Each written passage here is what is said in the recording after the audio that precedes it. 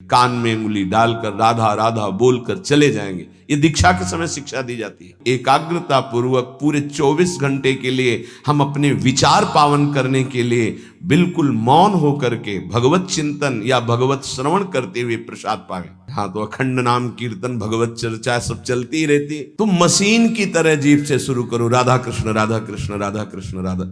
उपासक हृदय के नेत्र खोलने का प्रयास करें।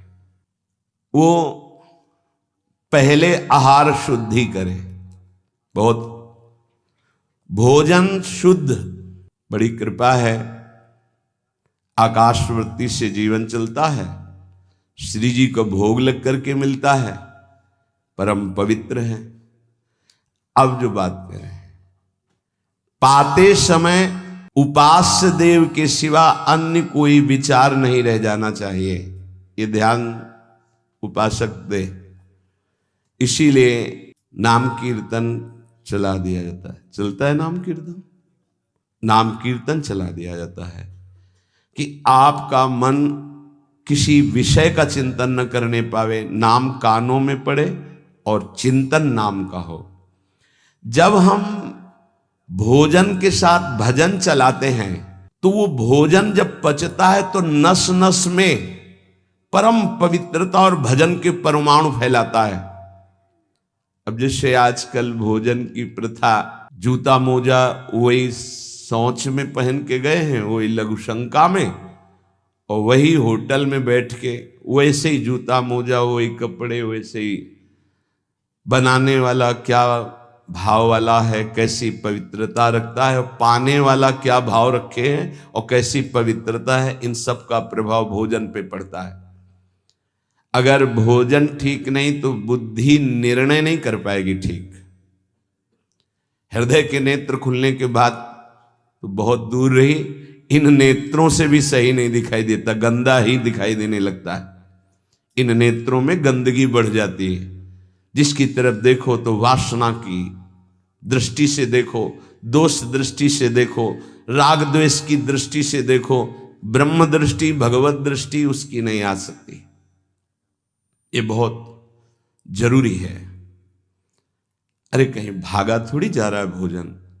धैर्य पूर्वक चिंतन करते हुए, नाम चल रहा है तो उसी नाम का चिंतन करते हुए। अब जैसे अपने लोग पूर्वाभ्यास तो पद चला लिया, बड़ी सुविधा रहती है। पद, कोई बड़ा पद ले लिया और मानसिक पद गुनगुना भी रहे हैं, चिंतन भी कर रहे, प्रसाद भी पा रहे। कोई पद उठा ले, बड़ा पद, देखत नौ निकुंज सुन सजनी लागत, प्रथम यथामति प्रणव बिहरत दो प्रीतम कुंज। अब जब तक पद पूरा नहीं होगा तो भागेगा नहीं, और भागेगा तो पद नहीं पूरा होगा, पकड़ हो जाएगी। अब पद चल रहा है, प्रसाद पा रहे हैं, तो कभी कभी प्रसाद पाते पाते आंसू चल रहे हैं, प्रसाद पा रहे हैं, पद चल रहा है। अब वो भोजन क्या करेगा? प्रसाद नस नस में जाकर भागवतिक भाव संचरित करेगा। अब आप प्रसाद पा रहे हैं, किसी द्वेषी का चिंतन कर रहे हैं, गुस्सा आ रही, अब नस नस को वो क्रोध से युक्त करने वाली वृत्ति पैदा करेगा। आप प्रसाद पा रहे हैं, कोई काम चिंतन कर रहे हैं, वही प्रभाव आपके अंदर पड़ेगा। हमारी पद्धति रही है प्रसाद पाने की, चाहे जितना पवित्र हो, पर भोजन पाने के पहले हाथ पैर धोए गए, कुल्ला किया गया, पवित्र हो करके फिर वहां बैठ करके, पद्धति थी, आसन पीढ़ा चटाई बिछा दी गई, पवित्रता पूर्वक बैठे, भोग सामने आया, भगवद अर्पित प्रसाद है तो जय जयकार और कीर्तन करके पा रहे हैं। अगर वो ऐसी जगह से मिला है, भगवद अर्पित नहीं है, तो अपने सामने 1 मिनट रुक कर भगवद अर्पित करते हैं, फिर जय जयकार इष्ट की, गुरुदेव की, भगवान नामों की गूंज करके फिर पाते। वो प्रसाद हमारे हृदय में पवित्र भाव पैदा करेगा, भजन बढ़ेगा। भजन से ही हृदय के नेत्र खुलते हैं, भजन से हृदय के नेत्र, और हृदय के नेत्रों से ही प्रियालाल का दर्शन होता है, प्रियालाल का लीला चिंतन होता है।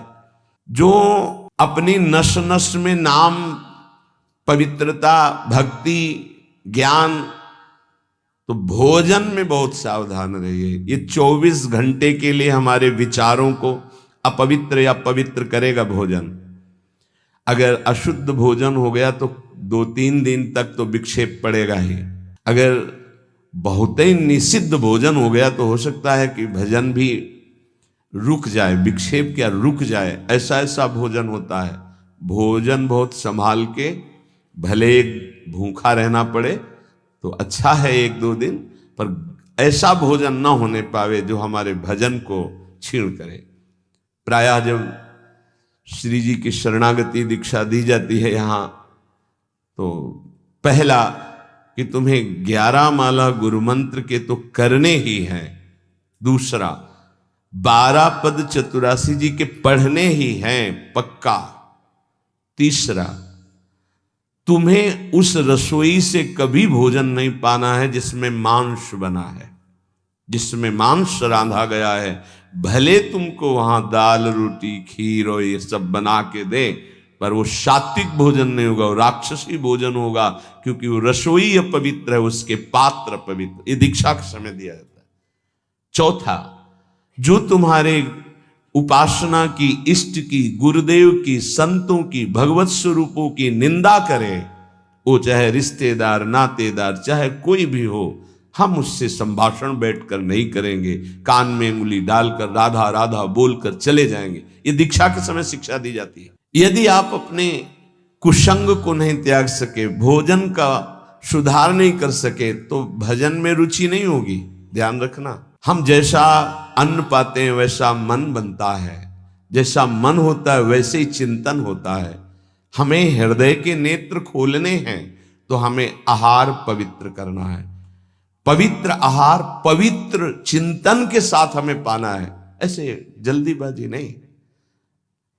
जल्दीबाजी है तो हम नहीं पा रहे हैं, जब हमें समय होगा पा लेंगे। कोई प्राण थोड़ी निकल जाएंगे, एक बार में पाएंगे, एक दिन ना पाएंगे, नहीं निकलते। कई कई दिन भोजन न पाने पर भी ऐसा नहीं होता कि प्राण निकल गए। बड़ी सामर्थ्य है, प्रभु ने सामर्थ्य दी है। उपासक सावधान रहे, कहीं प्रसाद पाते समय कोई ऐसा दृश्य, ऐसी वार्ता न कर बैठे जो भजन में बड़ी हानि पैदा कर दे। जैसे आप मोबाइल रख लिए और आप ऐसे दृश्य देख रहे हो जो आपका सर्वनाश करने वाले हो, भोजन पा रहे हो, तो आप निश्चित समझ लेना, निश्चित भ्रष्ट हो जाओगे, आगे नहीं बढ़ पाओगे, गिर जाओगे। भोजन के समय यदि आपका मन पद में नहीं लग रहा, भजन में नहीं लग रहा, जैसे यंत्र है आपके पास, तो चतुरासी जी लगा दीजिए, सत्संग लगा दीजिए। आपका चिंतन बनना चाहिए भागवती, कोई गलत चिंतन नहीं। और अगर कोई पास बैठा है तो वार्ता नहीं होनी चाहिए। भोजन के समय वार्ता निषेध है, वो वार्ता का समय नहीं, वो एकाग्रता पूर्वक पूरे 24 घंटे के लिए हम अपने विचार पावन करने के लिए बिल्कुल मौन होकर के भगवत चिंतन या भगवत श्रवण करते हुए प्रसाद पावे। जिस जगह पर संत सेवा होती है, नाम कीर्तन होता है, ठाकुर सेवा होती है और परस्पर बैठ करके भगवत वार्ता होती है, उस जगह सारे तीर्थ अपने आप आ जाते हैं। वहां वास करने वाले को किसी तीर्थ जाए या ना जाए, कहीं भी, संपूर्ण भुवन की बात कह रहे हैं, जिस घर में, जिस कुटिया में, जिस जगह में, जिस स्थान में नाम कीर्तन होता है, भगवत गुण कीर्तन होता है, साधु सेवा होती है, ठाकुर सेवा होती है, सारे तीर्थ स्वयं आकर वहां वास करने लगते हैं। तीर्थ क्या, तीर्थाधिपति तीर्थपाद भगवान वास करते हैं। जहां भगवान नाम कीर्तन, भगवत गुण गायन होता है, भगवान प्रकट होते हैं। मदभक्ता यत्र गायन्ति तत्र तिष्ठामि नारद, नाम वाणी जहां श्याम श्यामा तहां। सारे तीर्थ स्वयं वहां वास करते हैं। कुछ गृहस्थ जन कहते हैं हमारे घर में कोई चक्कर है, कोई टुटका कर दिया, कोई परेशानी। हम कह रहे हैं नाम कीर्तन कीजिए, ठाकुर सेवा घर में विराजमान कीजिए, 30 मिनट बैठ करके भगवत चर्चा कीजिए। हिंदी आती है, संस्कृत आती, जो जैसे भी आप, भागवत है, गीता जी है, रामायण जी है, भगवत चर्चा गुणगान कर रहे हैं प्रभु कुछ। उस घर में कोई अमंगल, कोई भूत प्रेत, कोई चक्कर, ऊपरी नीचरी कोई बाधा, ग्रह नक्षत्र कुछ नहीं, किसी को समझ नहीं आती कैसे सर्व मंगलमय भगवान का नाम समस्त पापों का नाश करके महामोद प्रकाशित करता है। अरे जहां एक भक्त बैठ करके नाम जप कीर्तन करता है और जहां पूरा परिवार बैठकर नाम कीर्तन कर, उसका कितना प्रभाव होगा। एक भक्त करे तो उसके प्रभाव का वर्णन होता है। पूरा परिवार नाम कीर्तन कर रहा है, पूरा परिवार ठाकुर सेवा में बैठ करके 5 मिनट ही सही, आरती पूजा प्रणाम नमस्कार, पूरा परिवार 30 मिनट बैठकर भगवत चर्चा सुन रहा है। कोई एक भगवत चर्चा कर रहा है, वो तीर्थ है घर, फिर ये तो परम धाम है। यहाँ तो महामोद मंगलमय है, यहाँ तो अखंड नाम कीर्तन भगवत चर्चा सब चलती ही रहती। आपको सावधान रहना, जो एक बार आदेश हो जाए उसका उल्लंघन ठीक नहीं है, और उसको तत्काल लागू किया जाए। अगर नहीं किया जाता तो उसे प्रमाद स्थिति कहते हैं, और फिर बुद्धि भ्रष्ट हो जाती है। कोई भी, चाहे वो साध्वी हो या उपासक हो, साधु हो, आज्ञा का उल्लंघन करने का स्वभाव ना डाले, नहीं तो प्रमाद स्थिति घसीट ले जाएगी। आज से जहां प्रसाद पाना प्रारंभ होता है और प्रसाद आचमन करने तक मौन, फिर हमें वार्ता ही किसी से करनी। प्रसाद पाने के समय वार्ता, ये तो हमें बात समझ में ही नहीं आई। उस समय कौन सी संगोष्ठी होती है, उस समय कौन सा प्रसंग होता है प्रिया प्रीतम के लीला चरित्र का।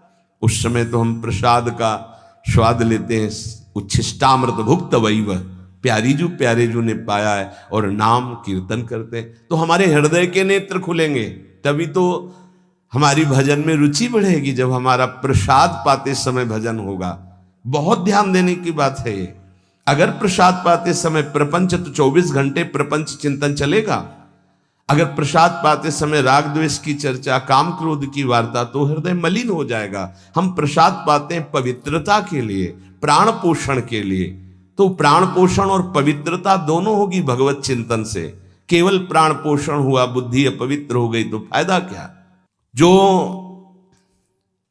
नाम जप करता है उसको कभी ये चिंता नहीं करनी कि अब हमारे जो पूर्व पाप हैं वो कैसे नष्ट होंगे। वज्रम पाप मही भृताम,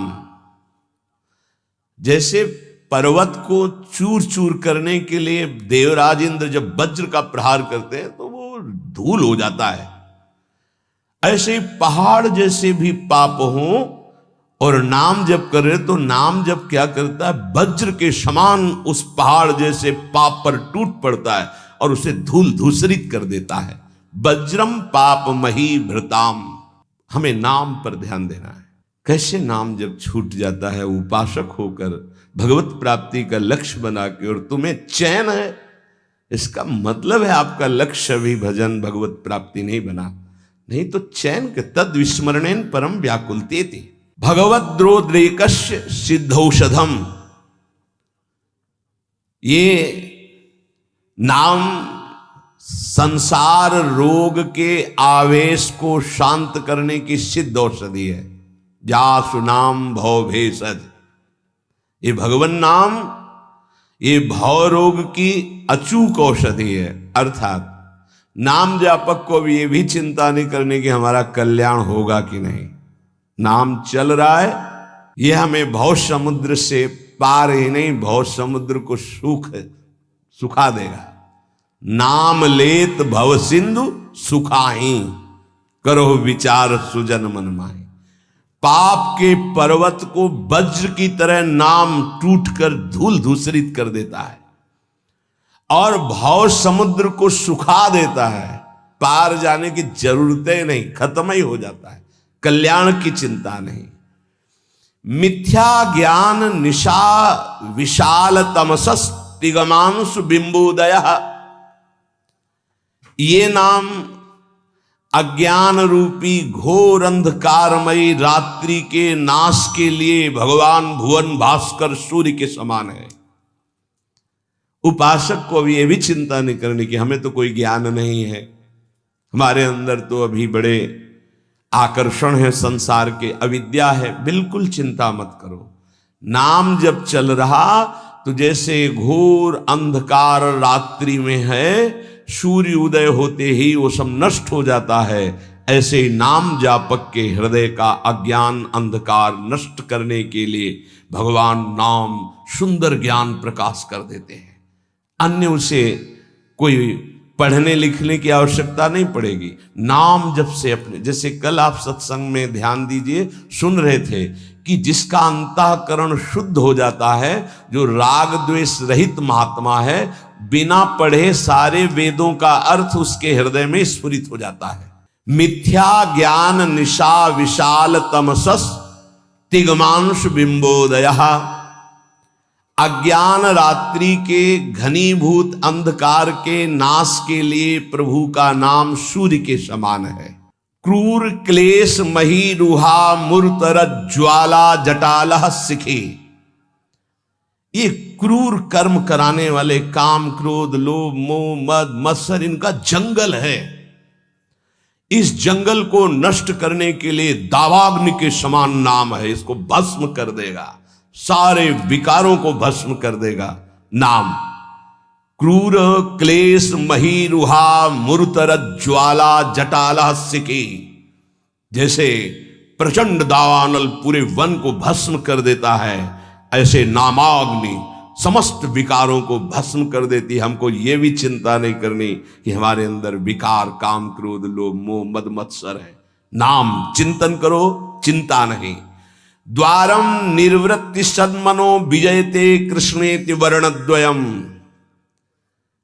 ये परम शांति परमानंद का द्वार खुल गया यदि जिह्वा पे कृष्ण कृष्ण कृष्ण राधा राधा राधा राम कृष्ण हरि, जो नाम गुरुदेव ने दिया, अगर वो नाम चल रहा है तो अब चिंता भी नहीं करनी कि हमारा परम पद मिलेगा, कल्याण होगा कि नहीं। नहीं, द्वार में प्रवेश कर गए।